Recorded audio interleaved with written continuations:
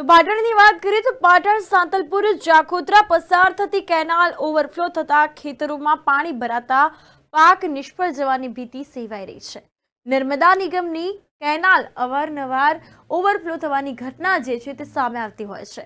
તો ત્યારે સાંતલપુરના જાખોત્રા પસાર થતી કેનાલ ઓવરફ્લો થતા ખેતરોમાં પાણી ભરાયા। પાટણ જિલ્લાના સાંતલપુરથી મહત્વના સમાચાર જે છે તે સામે આવ્યા। તો તેમાં પાટણના સાંતલપુર રાધનપુર વિસ્તારની નર્મદા વિભાગની વધુ એક બેદરકારી જે છે તે સામે આવી છે। પાટણના રાધનપુરમાં નર્મદા વિભાગની બેદરકારીના કારણે સાંતલપુર વિસ્તારમાં પસાર થતી કેનાલ અવારનવાર ઓવરફ્લો થઈ રહી છે। ત્યારે જાખોત્રા પસાર થતી કેનાલ ઓવરફ્લો થતા ખેતરોમાં પાણી ભરાયા છે। તો જીરું, ઘઉં, એરંડા સહિતના પાકોમાં પાણી ફરી વળ્યા। ખેડૂતોને ભારે નુકસાન વેઠવાનો વારો આવ્યો છે।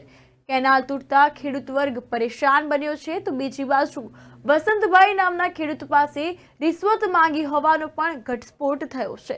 ત્યારે તંત્રની કામગીરી સામે અનેક પ્રકારના સવાલો જે છે તે ઊભા થયા છે। મારું નામ વસંત અણડા।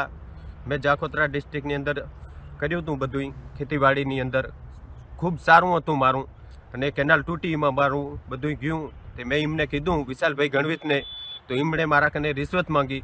મારા કને ખાવાના નહીં તો એમને હું ક્યાંથી આપું? અને મારે કાંઈ બી થાય, હું ગરીબ માણસ છું, મારે છોકરા ક્યાંથી નભાવવા? રિશ્વત મારા કને માંગે છે તો મારે છોકરા ક્યાંથી નભાવવા? અને એમ માને કાંઈ થશે તો બધી પૂર્ણની જવાબદારી રહેશે વિશાલભાઈ ગણવીતની।